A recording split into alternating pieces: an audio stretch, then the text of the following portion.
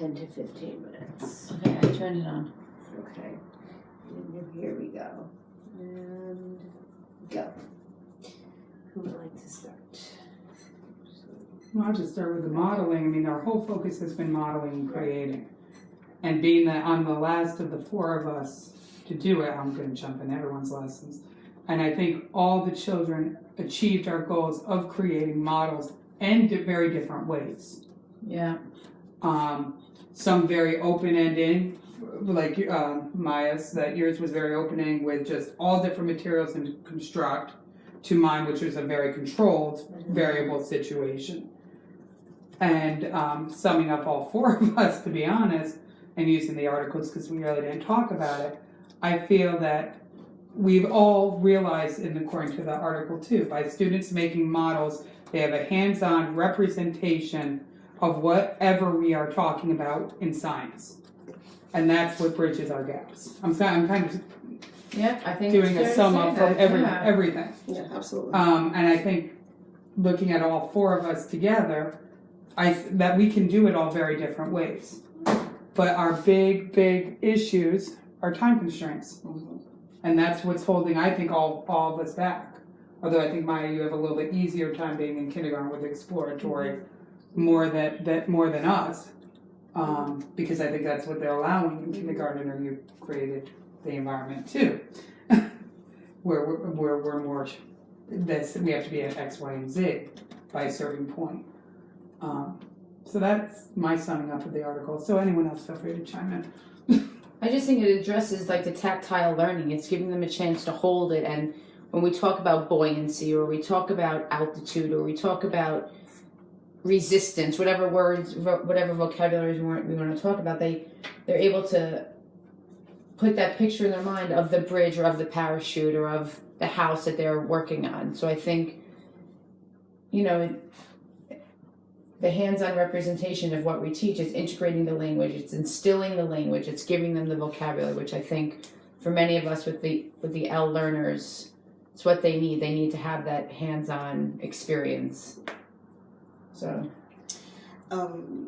when you look at what our research article talks about, there's a lot of using explanations of phenomena through the creation of a model. So when you create a model, they kind of go hand in hand. The model explains the phenomena explains the model. And so the language that was used before the lesson, during the lesson, and after the lesson, for all of our lessons, really supported that.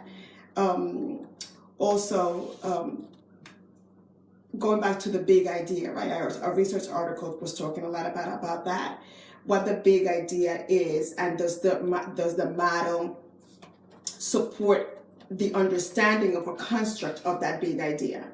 That is not an isolated kind of lesson, but there is an overarching theme here, and can that model support that understanding of that big idea? So that's what I see. Does that make sense? Mm-hmm.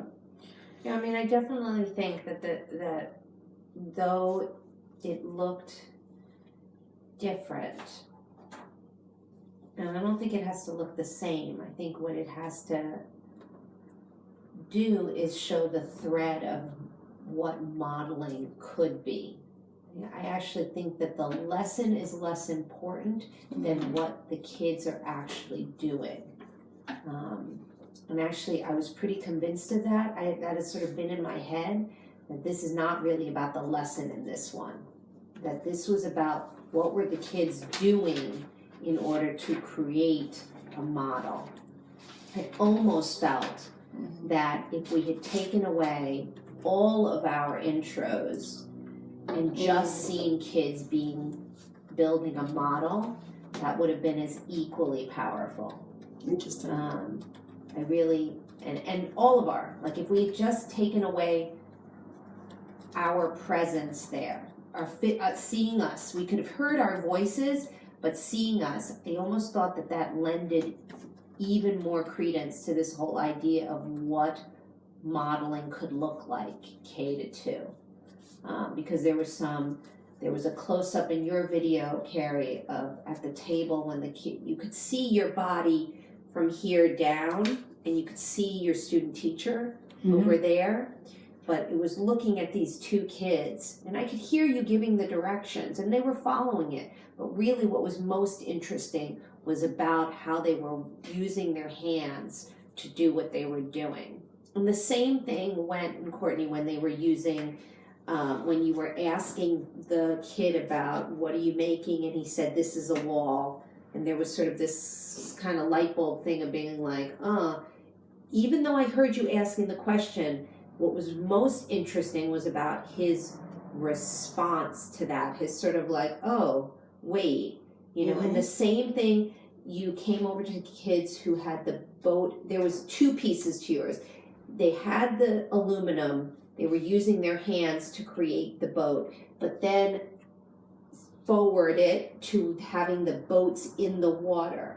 It was almost like this thing, like we weren't as necessary as we thought. Not necessarily. Yeah, we weren't. I didn't feel as necessary in this as I thought.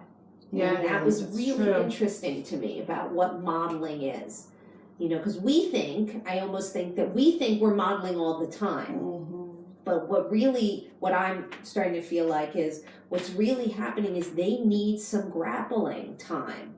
And so if you take us out of it, they're going to grapple in ways that are kind of like, And so it could look like this, like it was almost this progression. Like if it was gradeless, it would almost be like K1, 2, and then it was almost like this progression. And it was really sort of like, I was like, look at that. Like we could consider that for what that presentation would look like. Definitely if we get that clip and take us out. Part of the presentation, but our role, the two sides, right? So the role of standing back and just let the process take its course, and the role of us as facilitators, because your questioning was perfect for that minimal role and how it can be really powerful. Right. What kind of questions? Not too many, but I'll ask you one question that will move you forward. Yeah, because there was almost like an economy of words, right? There was so many. There was so much in that space. It was so brief. Like you had to really be like, I had to watch a couple times that moment with those two kids. It was a close up, you're standing there, see the student teacher, and I'm like, she's given directives and they're doing what she's asking, but they're having some sort of like, realization thing about the piece here, you say, no, that's right, or that's whatever it was. But it was really like, if you really looked close, it was very much about the student engagement. Like that nailed it right there for me. Nailed it. I was like, oh, look. That's what it's about. That moment right there. So I definitely felt like it did. We're good on time. 6 minutes. I definitely felt like the research did answer the pre-observation questions there. And I definitely felt like that. So we have 6 minutes to go on this. Does anybody want to chime in with that? I think I'm okay. You're good with that? Okay. I think those are key points for our presentation. Let me start that. This whole thing here, this was the best so far about this guy. Actually, when you talk about our... Hold on a second. Don't. What I want to say is, if I press pause now, or we use the next 6 minutes to kind of, what's that saying? Just a slow battery. Low battery, but it's still filming.